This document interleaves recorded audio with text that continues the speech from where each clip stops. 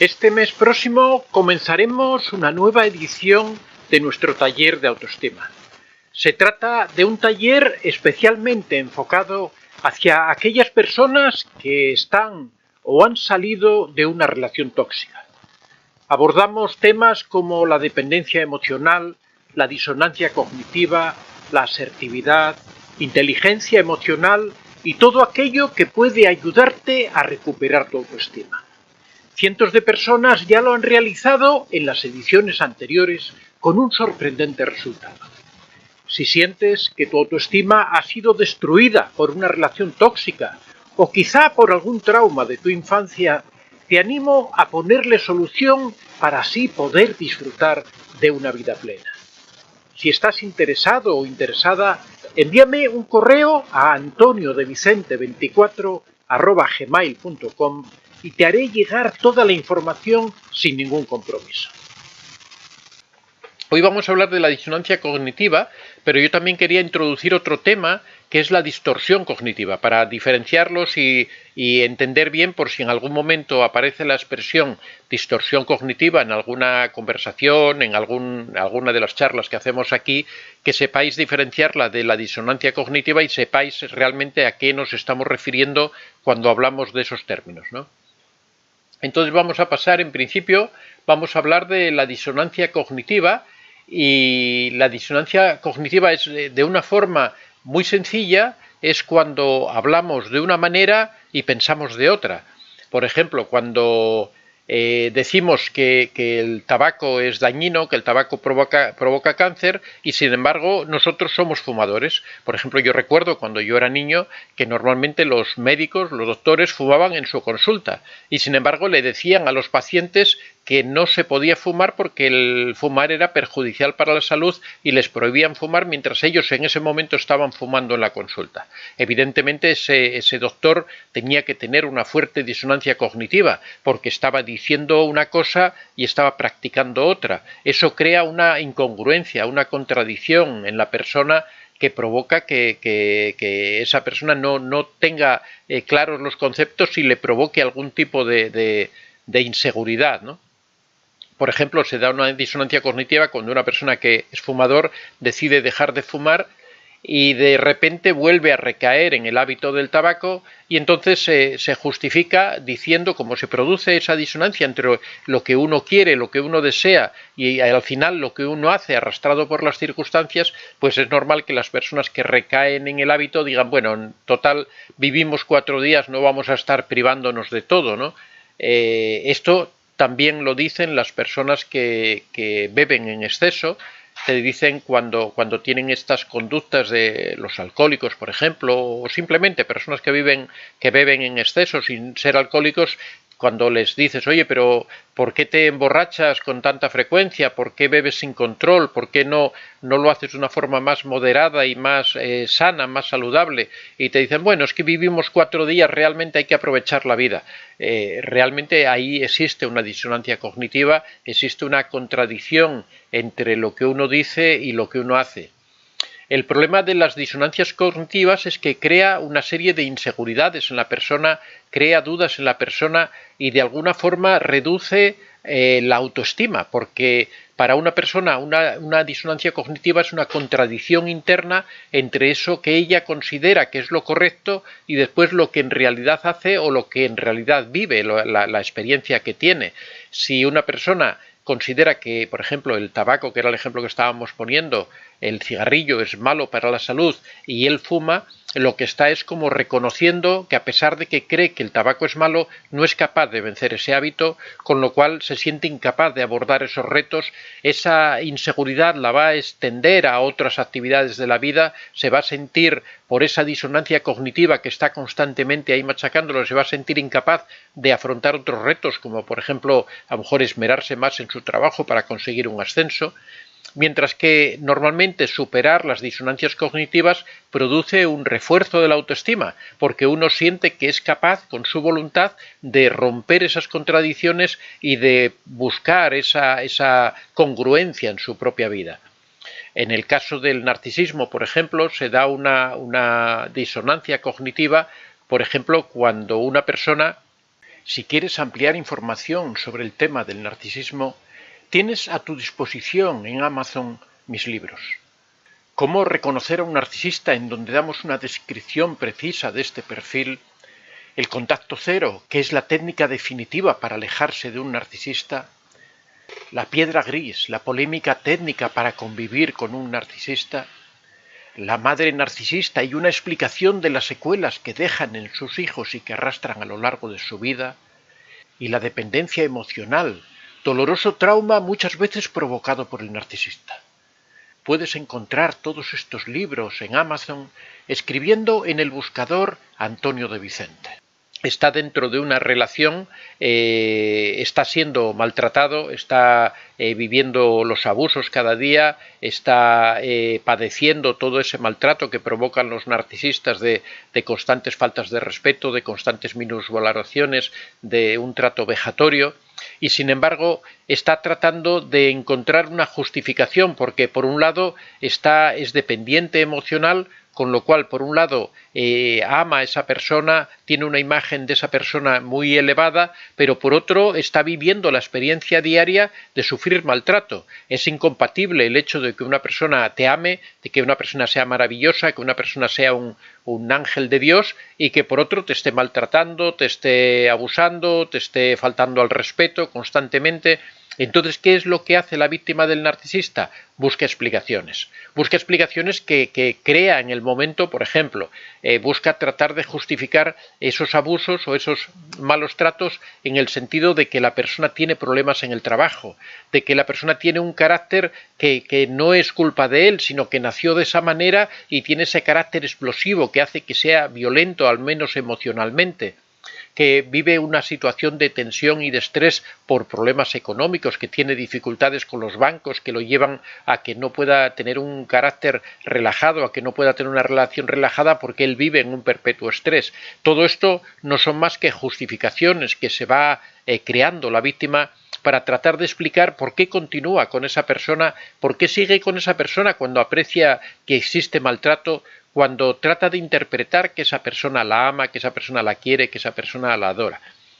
En algunos casos la disonancia cognitiva también puede ser bueno, porque cuando uno se da cuenta de que existe esa disonancia cognitiva, se da cuenta del problema que tiene. Por ejemplo, en el caso de la persona que convive con un narcisista, en el momento en que se da cuenta de que existe esa disonancia cognitiva, es el primer paso cuando ve que existe esa contradicción entre lo que ella piensa y lo que realmente está ocurriendo. Cuando se da cuenta de que ese enamoramiento que tiene no se corresponde con el maltrato que está recibiendo, es cuando se plantea esa relación si es correcta o no es correcta. Eso va a llevar a la víctima a una reflexión acerca de la situación en la que está, acerca de si el procedimiento, la forma en la que está estableciendo esa relación es correcta. Todo eso lleva a una introspección, a una reflexión personal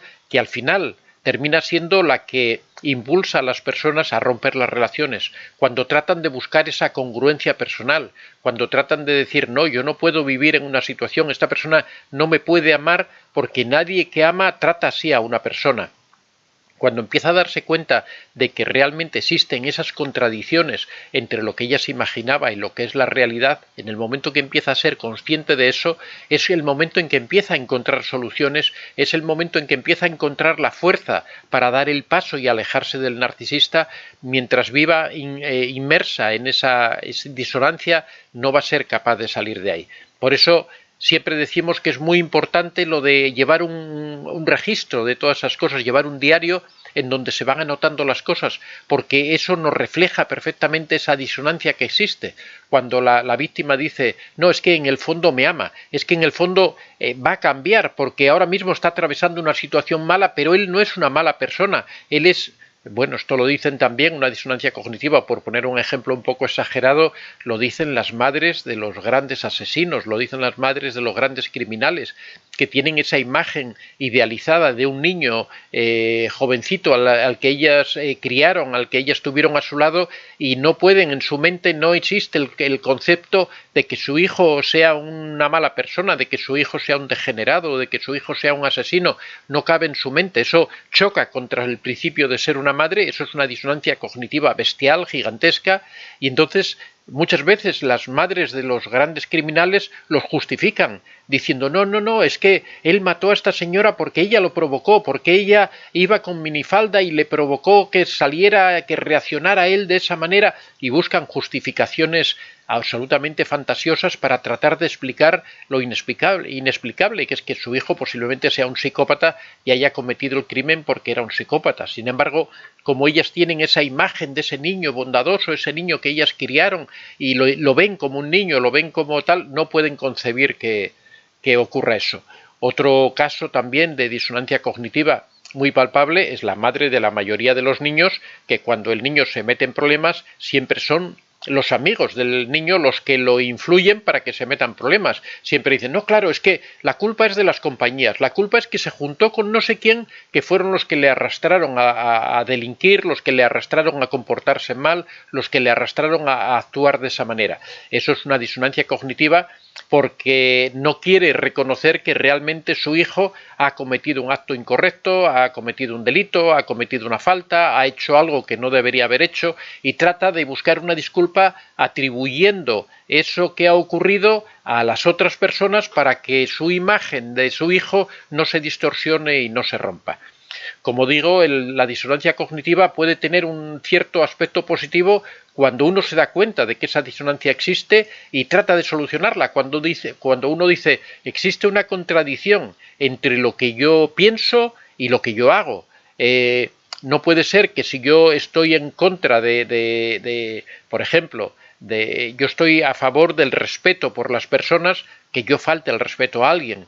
Si yo estoy en contra del tabaco, por ejemplo, o yo considero que el tabaco es perjudicial, es contradictorio que yo fume. Si yo considero que el estar borracho, el estar ebrio, el perder el control por el alcohol es algo triste y malo, es una incongruencia que yo después me emborrache. Ese tipo cuando uno se da cuenta de que existen esas distorsiones, cuando uno se da cuenta de que actúa de una forma diferente a como piensa, es cuando puede encontrar la solución a sus problemas. Mientras no se da cuenta, mientras vive inmerso en la disonancia, no puede solucionarlo porque busca explicaciones para justificarse. La clave es darse cuenta de que existe esa disonancia. Y por otro tema, otro aspecto aparte es la distorsión psicológica. La distorsión psicológica quiere decir que interpretamos mal la información. No tiene nada que ver con que exista una contradicción, sino en este caso lo que existe es una mala interpretación. Por ejemplo, una distorsión psicológica es la generalización. Por ejemplo, el alumno que hace un examen y le sale mal, preparó mal la asignatura, no le salió bien, y el alumno dice, bueno, es que yo no valgo para estudiar, es que yo esto de los estudios a mí no se me da bien, y lo dice a partir de un solo hecho, que es el caso de que ha suspendido un solo examen. Seguramente si hubiera sido otra materia en la que él hubiera tenido más interés, o que hubiera preparado con más tiempo, o que se hubiera dedicado más intensamente a ella, posiblemente la hubiera aprobado y no pensaría de esa manera. Por ejemplo, otro de los tipos de disonancia cognitiva es la abstracción selectiva, cuando nos concentramos selectivamente en alguno de nuestros defectos para tratar de explicar todo lo que ocurre por ese tipo. Ocurre mucho, por ejemplo, cuando una persona, por ejemplo, tiene algún problema físico y atribuye todas las cosas que le ocurren, todas las cosas malas, las atribuye a que es por ese problema físico. Imaginaros, por ejemplo, que una persona cojea y tiene dificultad para encontrar una novia. Y dice, claro, es que ¿quién va a querer a un cojo? Es que porque soy cojo, porque tengo problemas en una pierna, nadie me quiere. Cuando a lo mejor el problema es realmente que es una persona desagradable y que nadie lo soporta, que no tiene absolutamente nada que ver con su cojera. Por ejemplo, cuando se hace la personalización o la falsa atribución. Es cuando suponemos que las cosas, que todo el mundo actúa en nuestra contra. Por ejemplo, si ocurre cualquier cosa, siempre pensamos que lo están haciendo en contra nuestra. Si resulta que un día llegamos al trabajo y alguien cerró la puerta, pensamos que lo hacen porque somos nosotros los que vamos a llegar y tratan de actuar en contra nuestra y nos tratan de molestar, cuando puede ser que haya sido una casualidad o que haya sido el viento el que haya cerrado la puerta. Bueno, estoy poniendo ese ejemplo, como podría poner otro ejemplo. Por ejemplo, otra distorsión cognitiva es la que se llama de maximización y minimación, que significa cuando vemos nuestros defectos como enormes y los de los demás como pequeños, o cuando vemos nuestras virtudes como muy pequeñas y las virtudes de los demás como muy grandes. Esas son distorsiones que se producen en la información que nosotros recibimos, en cómo la interpretamos, cómo manejamos esa información. Existen muchos tipos de distorsiones cognitivas y las distorsiones cognitivas en muchas ocasiones nos hacen interpretar mal la realidad, con lo cual podemos estar chocando continuamente, podemos estar teniendo problemas. Por ejemplo, otra distorsión cognitiva es la distorsión que sufren, por ejemplo, las personas depresivas. Las personas depresivas siempre ven todo desde una perspectiva pesimista. Eso es una distorsión cognitiva, porque las cosas que ocurren no tienen por qué ser todas pesimistas. Si un día hay viento, pues lo ven como algo malo. Si un día hace un día precioso de sol, piensan que es malo porque hace mucho calor. Si un día está lluvioso, piensan que es malo porque está lloviendo. Todo lo que ocurre siempre lo ven desde esa perspectiva pesimista, siempre lo ven las típicas personas que cuando hace calor se quejan del calor, cuando hace frío se quejan del frío. Eso es una distorsión cognitiva, porque están interpretando todo desde una perspectiva, desde una postura personal, e interpretándolo como que esa situación les perjudica, cuando por ejemplo puede ser muy bueno que llueva, cuando por ejemplo como ahora, que hay una situación de sequía, al menos aquí en España, y la lluvia es muy buena. Si una persona lo interpreta de una forma negativa, pues está distorsionando la información. Esto es más o menos la diferencia que existe entre distorsión cognitiva, que es un fallo de información, y la disonancia cognitiva, que es una incongruencia que se produce entre aquello que nosotros pensamos, aquello que nosotros queremos y la realidad que estamos viviendo. Cuando no existe esa congruencia en nuestro interior, nosotros tratamos de solucionar esa incongruencia inventándonos disculpas. El caso que poníamos de la víctima del narcisista que tiene dependencia emocional, como no se puede alejar del narcisista porque tiene esa dependencia, porque necesita estar a su lado, entonces trata de justificar esas conductas perpetradoras, esas conductas dañinas, esas conductas tóxicas del narcisista, trata de justificarlas buscando excusas, pensando que va a cambiar, que eso se va a solucionar, pensando que detrás de todo eso hay una buena persona, pensando que realmente el verdadero narcisista es el que conoció cuando se enamoraron, y no reconociendo que eso duró 4 días y a partir de ahí todo fue maltrato durante años y años, y aún sigue con la ilusión. Esa es la disonancia cognitiva.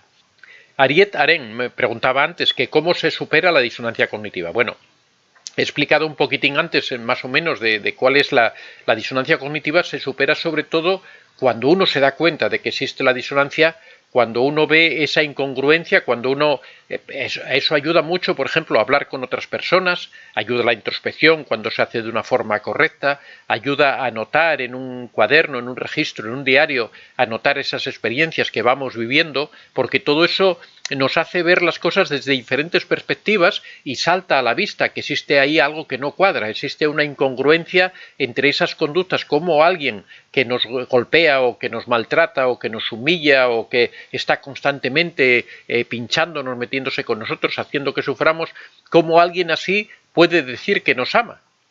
¿Cómo nosotros siquiera podemos pensar que esa persona pueda amarnos o que en algún momento nos haya amado y nos trate de esa manera, ¿no? Esa es la chispa o el detalle que hace descubrir esas incongruencias.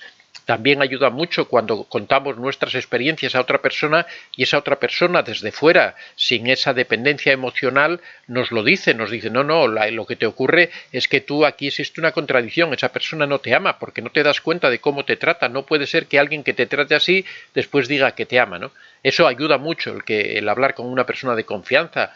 A veces hablar con un profesional, con un psicólogo, también puede ayudarte a abrir los ojos y a darte cuenta de esas incongruencias. Cuando uno se da cuenta de eso que no cuadra, de eso también la intuición lo dice, ¿eh? La intuición avisa de esas circunstancias. Lo que ocurre es que en la mayoría de los casos no le hacemos caso a la intuición, pero avisa. Entonces, en el momento en que uno se da cuenta de esa contradicción es cuando se pone en marcha para solucionarlo. Es el caso de las personas que empiezan a plantearse que tienen que alejarse del narcisista porque están sufriendo y se dan cuenta de que eso no se va a solucionar. Esa persona está en el camino de destruir esa disonancia cognitiva, la va destruyendo a medida que se va armando en contra del narcisista, a medida que va protegiendo su propia vida, va protegiendo su propia integridad moral, para que el narcisista no la dañe. En ese momento ya empieza a actuar de acuerdo a sus propias vivencias y a sus propios sentimientos, de acuerdo a cómo está sintiendo, se está sintiendo maltratado o maltratada, está sintiendo que están abusando de ella. Entonces la reacción normal tiene que ser de seguridad, de alejarse de esa persona maltratadora, de tratar de huir de esa persona. Eso ya es luchar contra esa disonancia cognitiva. Soy Antonio de Vicente. Si te ha gustado este vídeo, puedes dar a like y si aún no estás suscrito, puedes hacerlo en la parte inferior. Si deseas hacer algún comentario o sugerir algún tema, puedes hacerlo en la casilla de los comentarios. Recuerda que este es un espacio abierto y que siempre son muy bien recibidos todas las experiencias que hayas tenido y todas las opiniones que tengas al respecto. Estaría encantado de que las compartieras con nosotros. Muchas gracias a todos y que seáis realmente muy felices.